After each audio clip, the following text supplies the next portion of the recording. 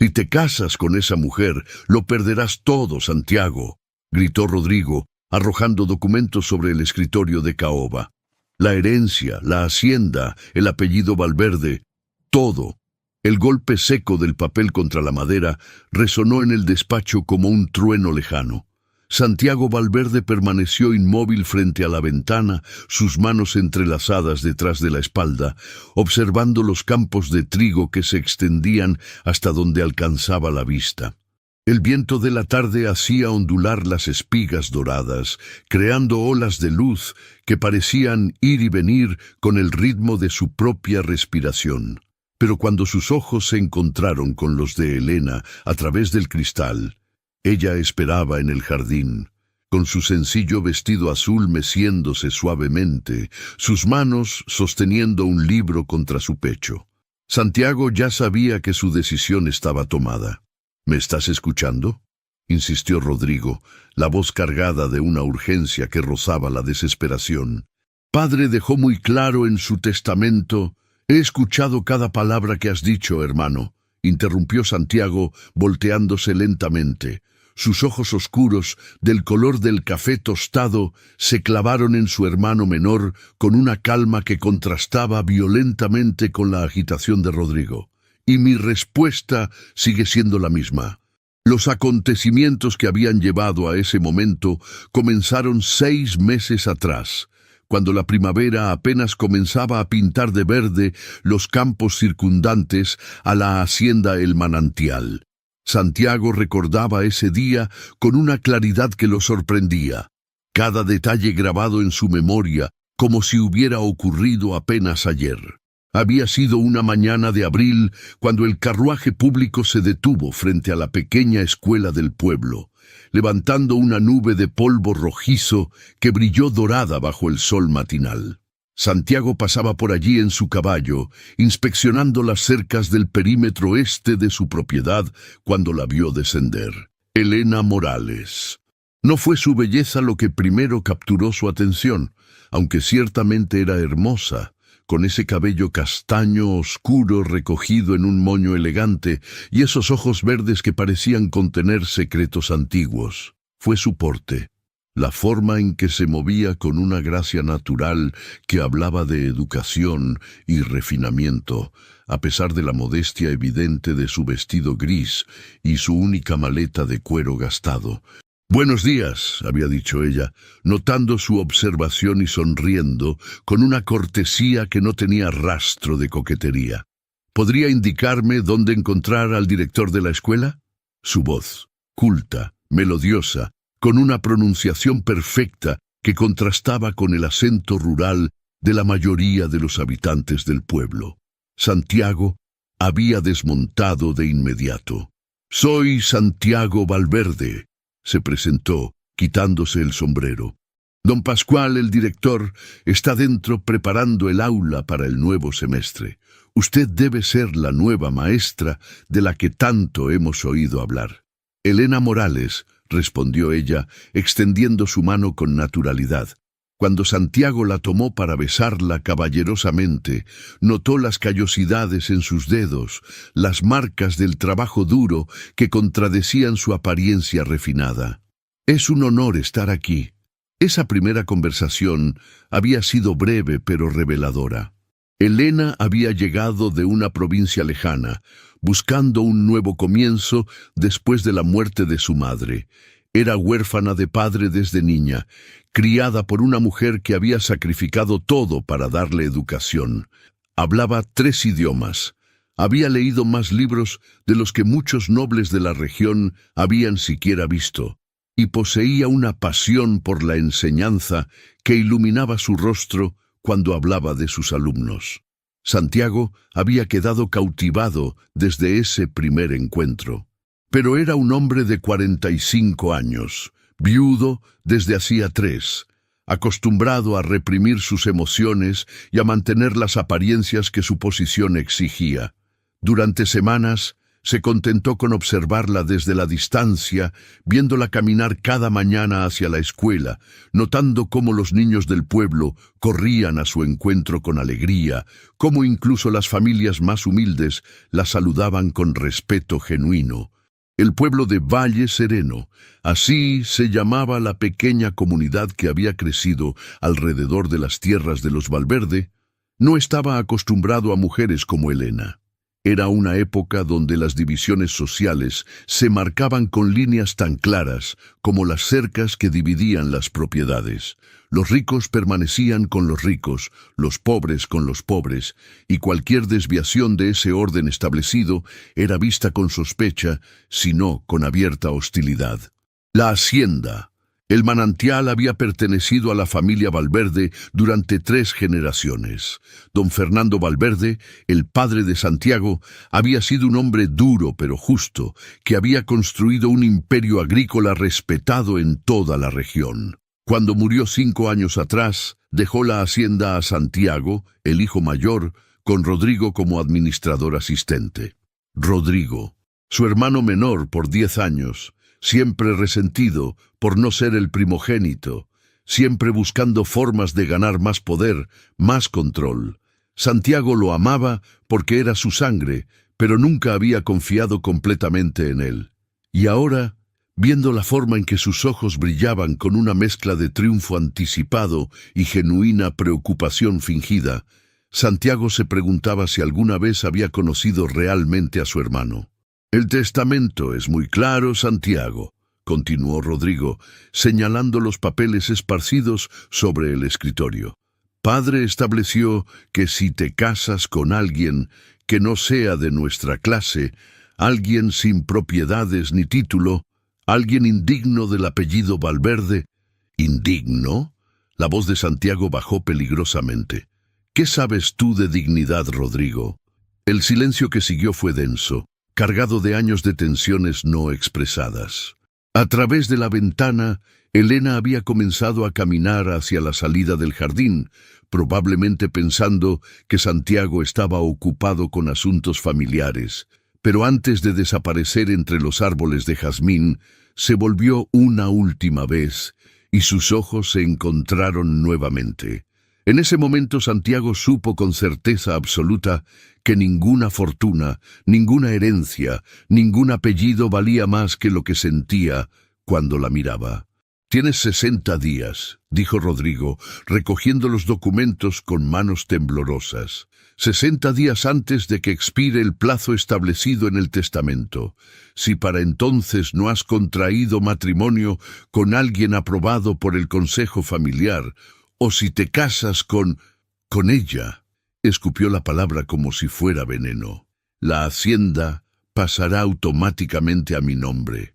Santiago se acercó a su escritorio con pasos medidos, cada uno resonando en el piso de madera. Se sirvió un vaso de whisky añejo de la licorera de cristal que había pertenecido a su padre, observando cómo el líquido ámbar capturaba la luz del atardecer que entraba por la ventana. «Cuéntame, Rodrigo», dijo con voz suave pero cargada de acero, «¿cuándo descubriste esta conveniente cláusula en el testamento de padre?» Por un instante, apenas un destello fugaz, algo cruzó el rostro de Rodrigo. Fue demasiado rápido para identificarlo con certeza, pero Santiago habría jurado que era culpa. «Hace 2 semanas», respondió Rodrigo evitando su mirada.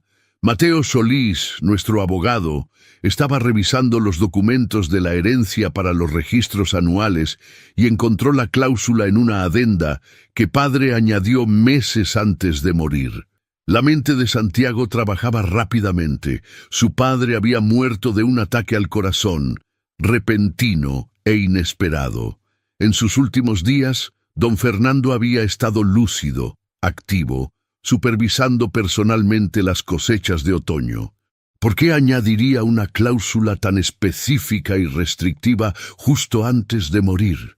¿Y por qué Rodrigo esperó hasta ahora para mencionarla, precisamente cuando todo el pueblo sabía que Santiago cortejaba a Elena? Pero esas eran preguntas para otro momento. Ahora había asuntos más urgentes que atender. Puedes retirarte, Rodrigo, dijo Santiago dando la conversación por terminada, y llévate tus amenazas contigo. Después de que su hermano saliera, dejando un rastro de ira mal contenida, Santiago permaneció en su despacho mientras las sombras se alargaban y el cielo se teñía de púrpura y oro. Sus pensamientos volaron hacia atrás, hacia esa noche de hace 3 meses que había cambiado todo. Había sido durante la fiesta benéfica anual de la hacienda, un evento tradicional donde las familias acomodadas de la región se reunían para recaudar fondos para la escuela y la iglesia del pueblo. Santiago organizaba el evento cada año por respeto a la memoria de su difunta esposa, Clara, quien había convertido esa celebración en una tradición querida. La casa principal de la hacienda El Manantial se había transformado esa noche. Faroles de papel iluminaban los jardines, su luz dorada bailando entre las flores de jazmín que perfumaban el aire con su dulce aroma. Músicos tocaban valses en el salón principal, donde parejas giraban con elegancia sobre el piso pulido. Las damas lucían sus mejores vestidos de seda y satén, sus joyas capturando la luz de las arañas de cristal como estrellas caídas. Elena había llegado tarde, casi disculpándose por su presencia. Vestía un sencillo vestido de color crema que probablemente era el más fino que poseía, pero que aún así palidecía en comparación con los atuendos elaborados de las otras mujeres. No llevaba joyas, excepto una pequeña medallita de plata en su cuello. Su cabello estaba recogido en un peinado simple pero elegante que realzaba la delicada estructura de su rostro. Santiago la había visto entrar desde el otro lado del salón, y algo en su pecho se había apretado dolorosamente. Parecía un ciervo en un claro del bosque, hermosa y vulnerable, lista para huir ante el menor signo de peligro. Las miradas que le lanzaban algunas de las damas más encumbradas no pasaron desapercibidas para él. Miradas calculadoras, evaluadoras, algunas bordeando el desdén apenas disimulado. Doña Catalina, su tía paterna, una mujer de 60 años con modales de acero y opiniones aún más duras, había murmurado algo a su círculo de amigas que provocó risas sofocadas y miradas dirigidas hacia Elena. Santiago sintió la ira arder en su pecho. Sin pensarlo 2 veces, había atravesado el salón con pasos decididos. Las conversaciones se silenciaron gradualmente a su paso. Cuando llegó frente a Elena, quien lo observaba con esos ojos verdes, llenos de inteligencia y una dignidad tranquila que lo desarmaba completamente, extendió su mano. «Señorita Morales», dijo con voz clara, que llevaba a cada rincón del ahora silencioso salón, «¿me concedería el honor de este baile?» Por un momento, solo existieron ellos dos. El mundo se redujo al espacio entre sus cuerpos, al sonido de la respiración compartida, a la pregunta silenciosa en los ojos de ella y la respuesta inequívoca en los de él. «El honor sería mío, don Santiago», respondió ella finalmente, colocando su mano en la de él. La orquesta, captando la señal, comenzó a tocar un vals lento y melodioso. Santiago condujo a Elena al centro de la pista de baile, consciente de cada mirada clavada en ellos, de cada susurro que se levantaba como el zumbido de abejas enfurecidas. Pero cuando comenzaron a moverse, cuando su mano se posó en la cintura de ella y sintió su calidez a través de la tela delgada de su vestido, todo lo demás dejó de importar.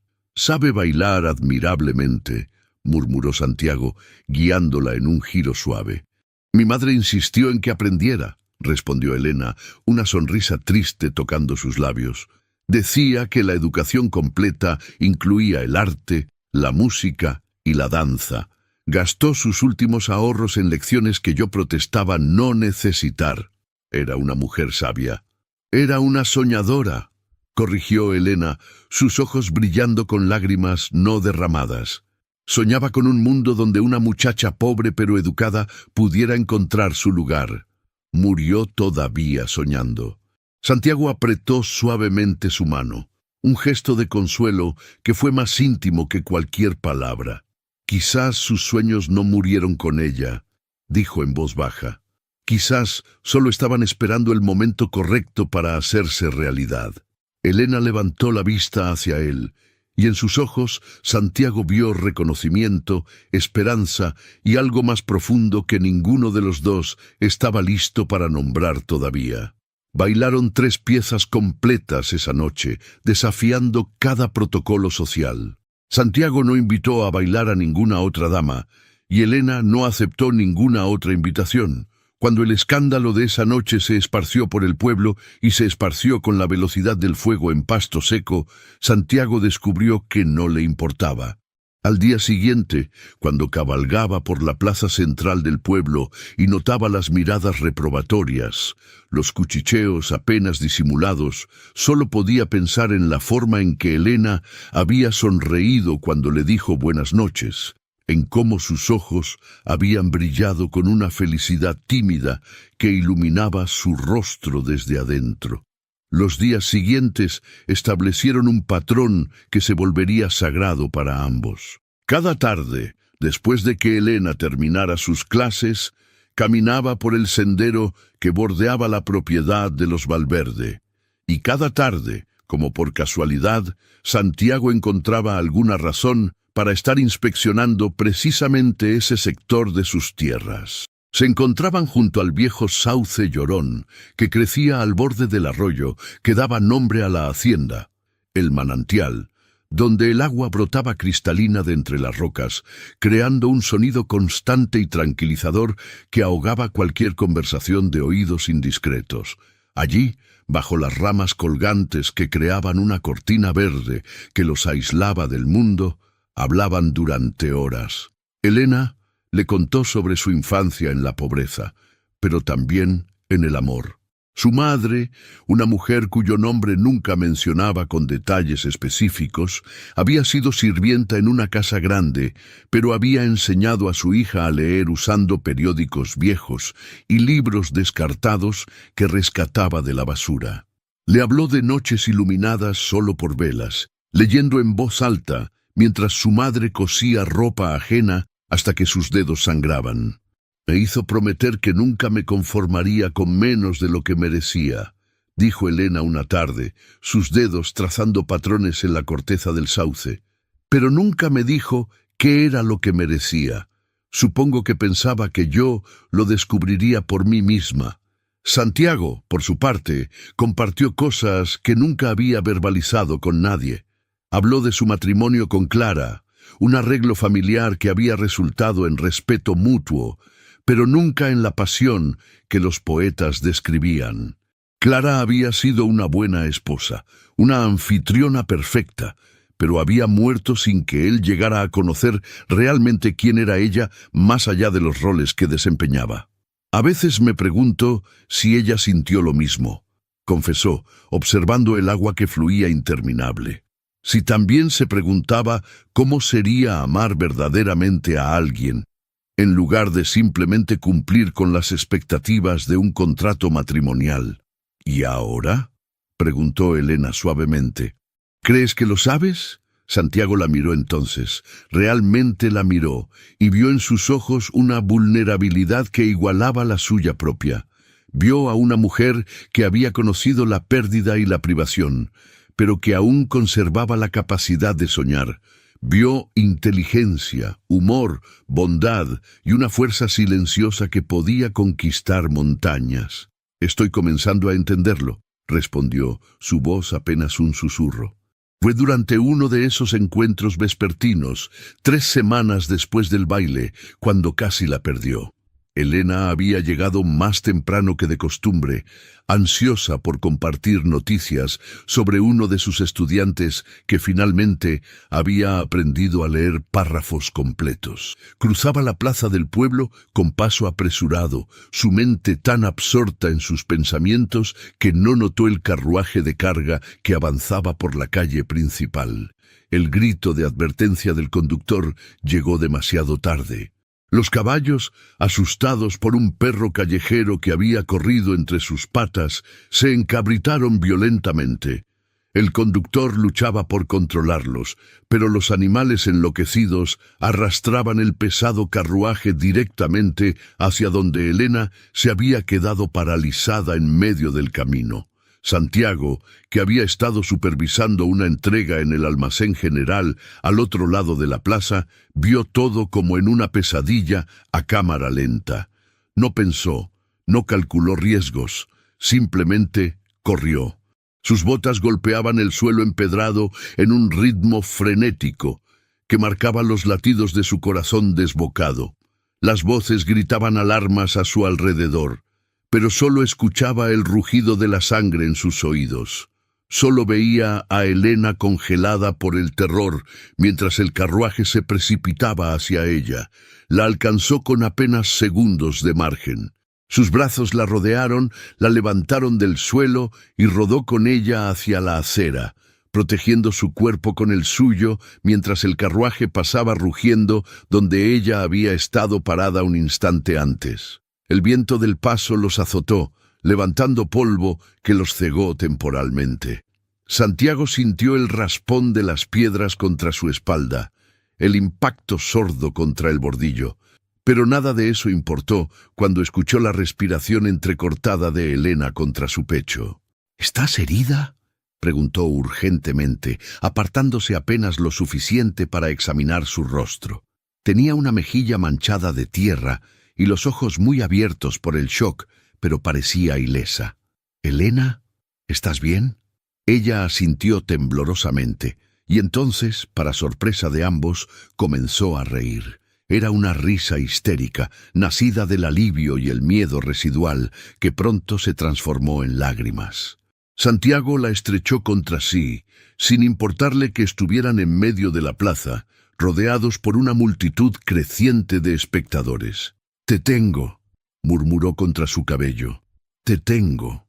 Cuando finalmente se pusieron de pie, ayudados por manos ansiosas que los levantaban y cepillaban el polvo de sus ropas, Santiago mantuvo a Elena firmemente contra su costado.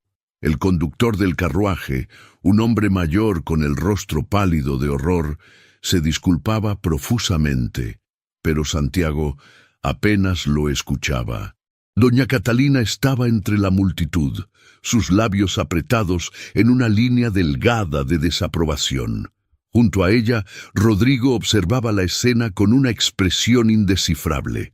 Pero también estaban allí Rosa, la leal ama de llaves de Santiago, con lágrimas de alivio en sus ojos arrugados, y el padre Miguel, quien se acercó para bendecirlos y asegurarse de que ambos estuvieran verdaderamente bien. Esa noche, Santiago acompañó personalmente a Elena hasta la pequeña casa que alquilaba cerca de la escuela. Era una edificación modesta con paredes encaladas y un jardín minúsculo donde ella cultivaba hierbas aromáticas. En la puerta, bajo la luz tenue de la lámpara de aceite que colgaba del porche, Elena se volvió hacia él. «Me salvaste la vida», dijo simplemente.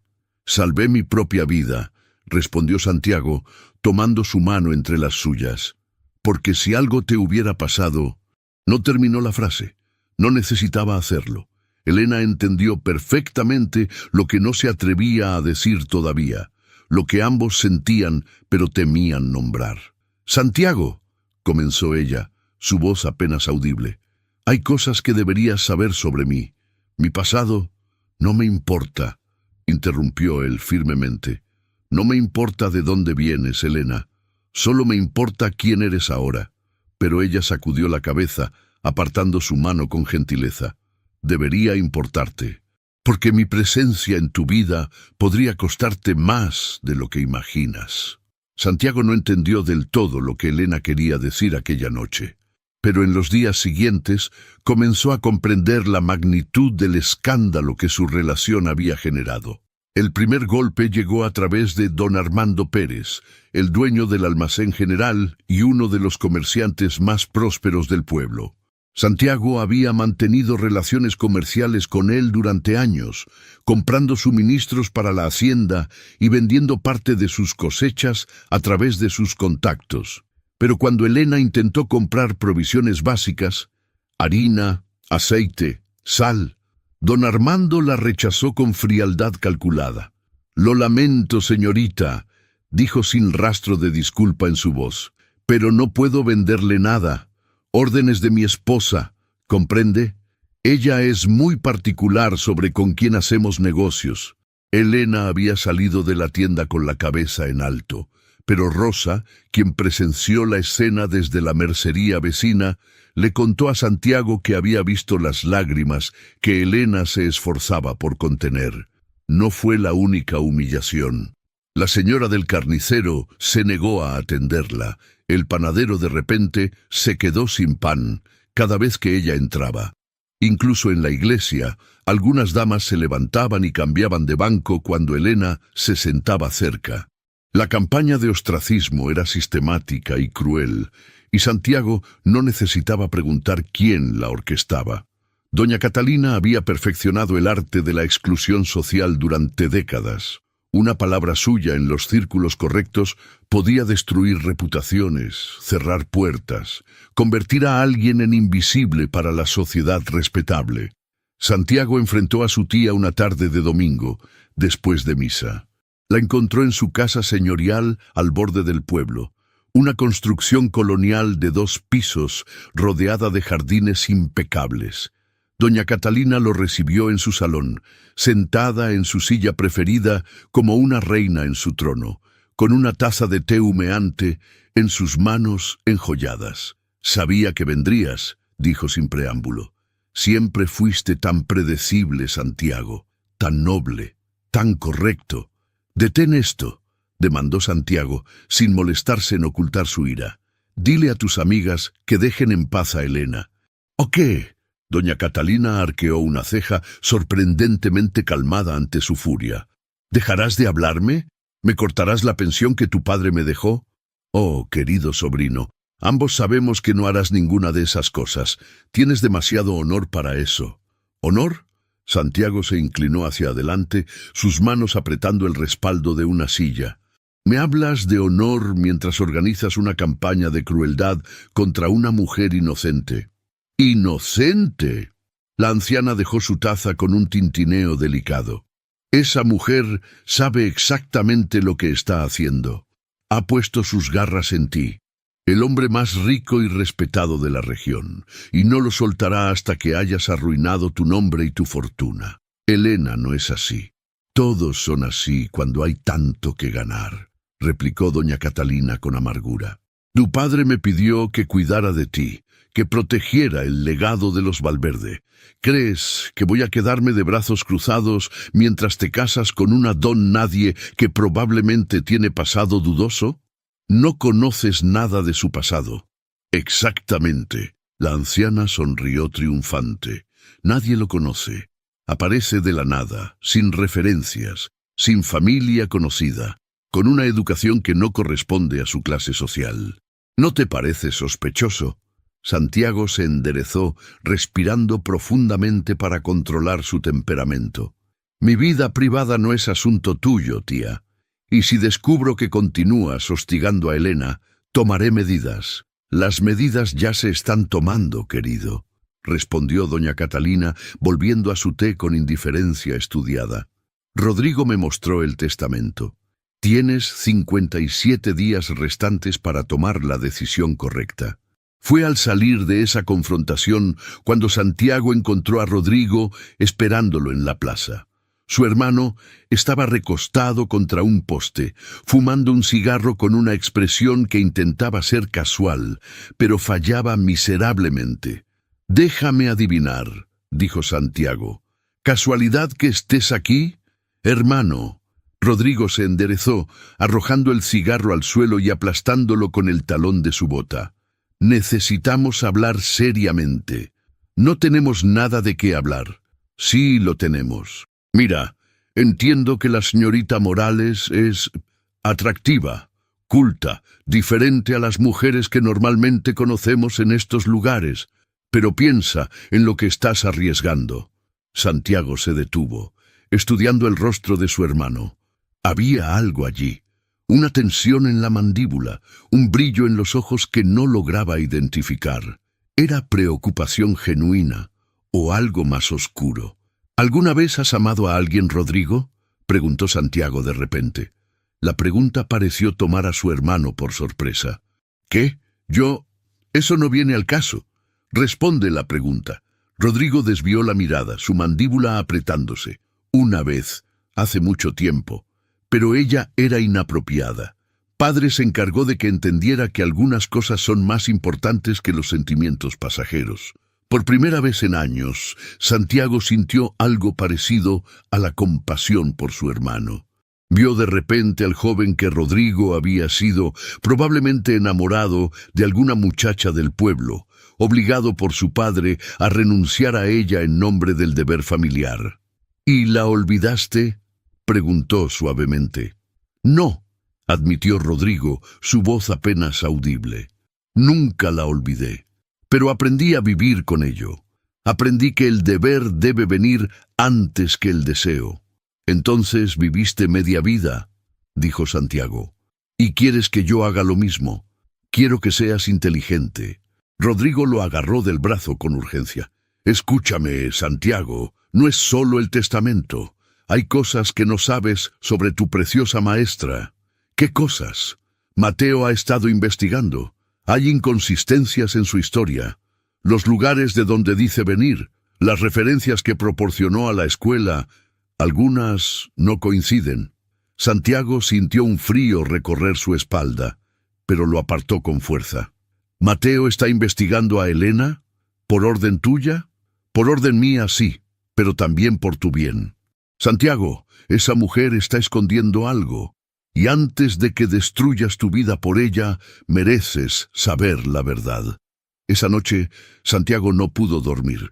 Caminó por los pasillos de la casa grande, cada tabla del piso crujiendo bajo sus pies, cada sombra pareciendo albergar secretos. Era posible que Elena le estuviera ocultando algo importante, algo que podría cambiar todo. Finalmente, al amanecer, tomó una decisión.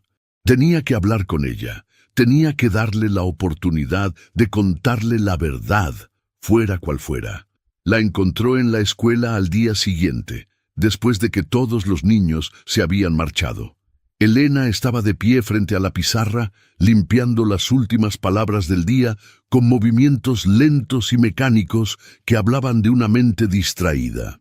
La luz del atardecer entraba por las ventanas altas, creando patrones dorados sobre el piso de madera y atrapando partículas de polvo de tiza que flotaban en el aire como estrellas diminutas. «Elena», dijo Santiago desde la puerta. Ella se sobresaltó, dejando caer el borrador. Cuando se volvió, Santiago vio las marcas de lágrimas secas en sus mejillas y sintió que su corazón se partía. «No esperaba verte hoy», dijo ella, agachándose rápidamente para recoger el borrador, usando el movimiento para ocultar su rostro. «Pensé que después de todo lo que ha pasado, ¿pensaste que me alejaría?» Santiago cruzó el aula en 3 zancadas largas, llegando a su lado. «¿Que permitiría que los chismes y la crueldad me alejaran de ti?» «Deberías hacerlo», susurró Elena, aún sin mirarlo. «Todo lo que tu tía dice es cierto, Santiago. No soy apropiada para ti. Mi presencia solo te traerá ruina. Deja que yo decida qué me traerá ruina y qué no». Santiago tomó su barbilla con suavidad, obligándola a mirarlo. «Rodrigo dice que hay inconsistencias en tu historia, que estás ocultando algo. Dame la oportunidad de escuchar tu versión». Elena cerró los ojos por un momento largo, y cuando los abrió, había en ellos una determinación mezclada con dolor. «Tienes razón. Mereces saber la verdad. Pero prométeme que me escucharás hasta el final antes de juzgar. Te lo prometo». Ella se alejó de él entonces, caminando hacia la ventana, donde podía mirar hacia las colinas distantes, como si necesitara esa distancia para encontrar el coraje de hablar. «Mi madre se llamaba Lucía Morales. Era sirvienta en la hacienda de una familia muy poderosa, muy respetada. El hijo mayor de esa familia», su voz tembló. «Él era encantador, educado, prometió amarla para siempre. Ella era joven, solo 17 años, y creyó en sus promesas. Santiago sintió un peso en el estómago, adivinando hacia dónde se dirigía la historia. Cuando descubrió que estaba embarazada de mí, él ya se había comprometido con una mujer de su clase. Le ofreció dinero para que se fuera lejos, para que nunca revelara su nombre. Mi madre tomó el dinero porque no tenía opción, pero nunca lo gastó en ella misma. Cada peso fue para mi educación, para darme las oportunidades que ella nunca tuvo. ¿Quién era él?, preguntó Santiago, aunque parte de él no estaba seguro de querer saberlo. No puedo decir.